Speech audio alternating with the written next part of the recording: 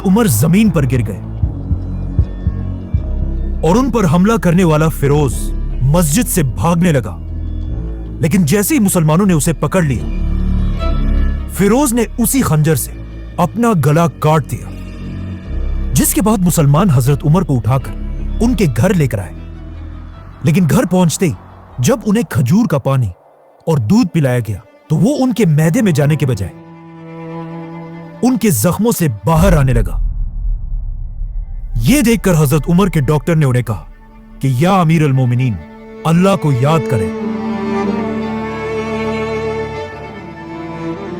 کیونکہ اب آپ کا زندہ رہنا امپاسبل ہے۔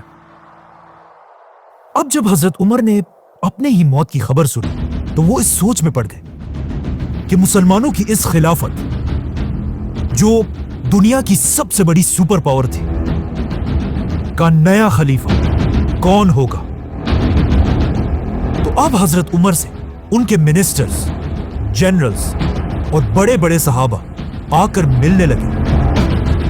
اور سب مل کر حضرت عمر کو اسلام کے تیسرے خلیفہ کے بارے میں اپنی رائے دینے لگے۔ تو سب سے پہلے ایک آدمی نے حضرت عمر کو اپنی رائے دی کہ یا امیر المومنین، آپ دنیا کے اتنے بڑے خلیفہ ہیں اور دنیا کا رواج یہ ہے کہ ہر بڑے بادشاہ کے بعد اسی کا بیٹا بادشاہ بنتا ہے، تو اب آپ بھی اپنے بعد اپنے بیٹے عبداللہ بن عمر کو مسلمانوں کا نیا خلیفہ بنائیں۔ یہ سن کر حضرت عمر نے اسے دیکھا اور کہا، اللہ تمہیں تباہ کرے، افسوس ہے تمہاری اس سوچ پر۔ میں نے اپنی پوری زندگی میں کبھی بھی یہ نہیں چاہا کہ مسلمانوں کی خلافت میرے خاندان کو ملے، کیونکہ حضرت عمر یہ نہیں چاہتے تھے کہ مسلمانوں کی خلافت بھی رومن اور پرشین امپائر کے بادشاہوں کی طرح صرف ایک خاندان کے کنٹرول میں رہے۔ اب جب حضرت عمر نے سب کے سامنے اپنے بیٹے کو خلافت سے دور کر دیا تھا تو مدینہ کے سارے لوگ حیران تھے کہ آخر حضرت عمر کس کو خلیفہ نومینیٹ کریں گے۔ فائنلی حضرت عمر نے اپنے بیٹے کو پاس بلایا اور اسے کہا، لکھو، میں اپنے بعد صرف 6 لوگوں کو مسلمانوں کا خلیفہ بننے کے قابل سمجھتا ہوں۔ یہ 6 صحابہ کوئی عام لوگ نہیں تھے، بلکہ ان سب کا تعلق ان 10 لوگوں سے تھا جنہیں رسول اللہ صلی اللہ علیہ وسلم نے اپنی زندگی میں جنت کی خوشخبری سنائی تھی، جنہیں 10 مبشرہ 10 بلیس صحابہ کہا جاتا ہے۔ لیکن اب مسئلہ یہ تھا کہ ان 10 صحابہ میں ایک تو حضرت عمر خود تھے اور 2 صحابہ ان سے پہلے ہی فوت ہو چکے تھے، اور 7 صحابہ ایسے تھے جو اب بھی زندہ تھے۔ تو حضرت عمر نے ان 7 صحابہ میں سے 6 کو خلافت کے لیے نومینیٹ کیا اور صرف ایک کو باہر رکھا، کیونکہ اس صحابی کا نام سعید بن زید تھا، اور یہ حضرت عمر کے کزن اور انہی کے قبیلے سے تھا۔ مطلب حضرت عمر اگین یہ نہیں چاہتے تھے کہ خلافت کسی ایک خاندان کے کنٹرول میں آئے، چاہے وہ خاندان ان کا اپنا ہی کیوں نہ ہو۔ ساتھ ہی حضرت عمر نے یہ آرڈر بھی دیا کہ میرے بیٹے عبداللہ بن عمر کو بھی خلافت کے اس فیصلے میں شامل کیا جائے، لیکن اسے مسلمانوں کا خلیفہ بننے کی اجازت نہیں۔ حضرت عمر نے وفات سے پہلے مسلمانوں کو کلیئر آرڈرز دیے تھے کہ مجھے دفنانے کے فوراً بعد ان 6 صحابہ کو مدینہ کے ایک گھر میں بند کر دیا جائے تاکہ یہ خلیفہ کا فیصلہ کر سکے، جس کے بعد ان کے پاس صرف 3 دن کا ٹائم ہوگا کہ یہ لوگ آپس میں ڈیسائیڈ کر کے کسی ایک کو مسلمانوں کا تیسرا خلیفہ بنائے، اور ساتھ ہی 50 لوگوں کو تلواروں کے ساتھ اس گھر کے باہر ان کی حفاظت کے لیے کھڑا کیا جائے۔ ایسا حضرت عمر نے اس لیے بھی کیا کہ ان 6 لوگوں میں سے کوئی بھی خلیفہ کے اس الیکشن کے دوران اپنے قبیلے کے لوگوں سے نہ مل سکے، تاکہ وہ ان کے ذہنوں میں ادھر ادھر کی باتیں نہ ڈالیں اور یہ خود اپنی مرضی سے فیصلہ کریں۔ اور پھر حضرت عمر نے اپنا آخری حکم دیا کہ جب یہ 6 صحابہ کسی ایک کو خلیفہ بنا دیں، اس کے بعد ہر آدمی کو یہ فیصلہ ماننا ہوگا، اور جو نہ مانے اس کا سر کاٹ دیا جائے۔ اس طرح حضرت عمر نے مسلمانوں کی تاریخ کے پہلے الیکشنز کا سسٹم بنایا، اور صرف مسلمانوں کے نہیں بلکہ یہ دنیا کے سب سے پہلے الیکشنز میں سے ایک تھا۔ تو اب یہ سب کرنے کے بعد حضرت عمر نے آنے والے نئے خلیفہ کو اپنی آخری ایڈوائس دی. اے مسلمانوں کے نئے خلیفہ، ہمیشہ اللہ سے ڈرتے رہنا، مہاجرین اور انصار کا خاص خیال رکھنا، تمہاری خلافت میں رہنے والے نان مسلمز کی ایسی حفاظت کرنا جیسے تم اپنے مسلمان بھائیوں کی کرتے ہو، اور یاد رکھنا کبھی بھی اپنے خاندان کے لوگوں کو مسلمانوں کی گردنوں پر سوار مت کرنا. ناؤ جیسے ہی حضرت عمر کو دفنایا گیا، یہ 6 صحابہ مدینہ کے ایک گھر میں جمع ہوئے اور حضرت عمر کے آرڈرز کے مطابق اسلام کے تیسرے خلیفہ کا فیصلہ کرنے لگے. اب اگر ان 6 صحابہ کی لائفز کو غور سے دیکھا جائے تو ان میں سے 3 صحابہ ایسے تھے جو حضرت عمر کے دور میں فوجی جنرلز تھے اور باقی 3 ایسے تھے جو سیویلینز تھے. تو جیسے ہی ووٹنگ شروع ہوئی، ان 3 فوجی صحابہ نے اپنے آپ کو خلافت کی ریس سے باہر کر دیا اور اپنا ووٹ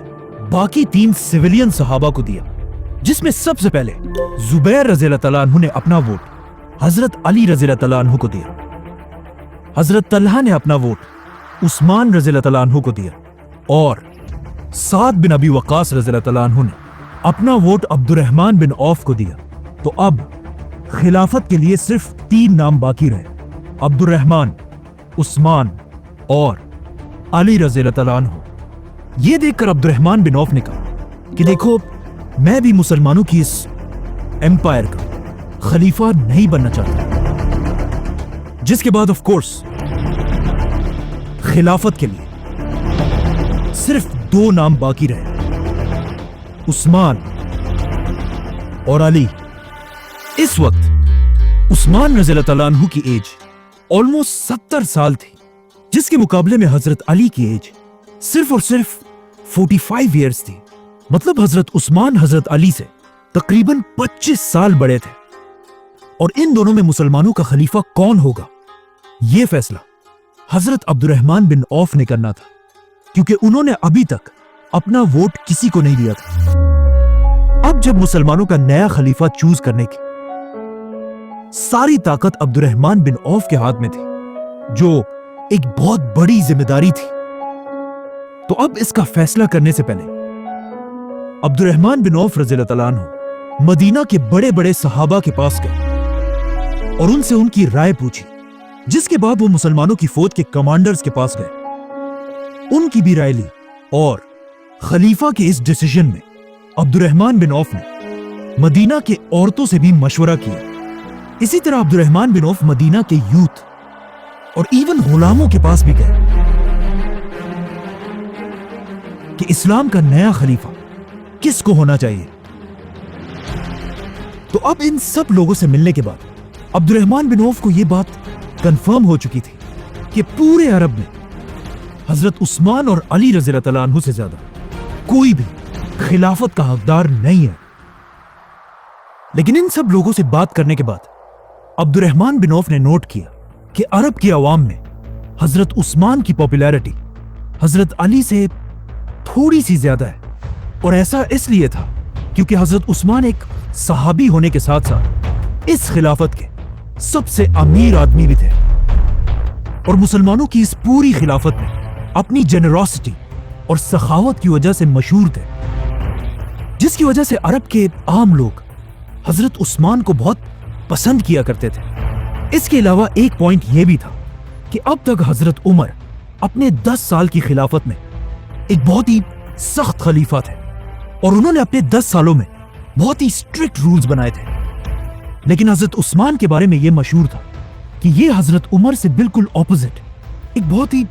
نرم دل انسان ہے. اور حضرت علی کے بارے میں سب کو پتا تھا کہ وہ بھی حضرت عمر کی طرح ایک سخت خلیفہ بنے گا.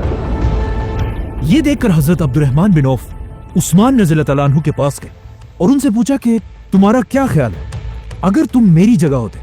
تو کس کو خلیفہ بناتے؟ جس پر حضرت عثمان نے کہا کہ میں علی رضی اللہ تعالیٰ عنہ کو مسلمانوں کا خلیفہ بناتا. اسی طرح حضرت عبد الرحمن علی رضی اللہ تعالیٰ عنہ کے پاس بھی گئے اور ان سے بھی یہی بات پوچھی. تو حضرت علی نے بھی کہا मैं मुसलमानों का खलीफा उस्मान को बनाता। जैसे ही 3 दिन पूरे हुए, मदीना के सारे मुसलमान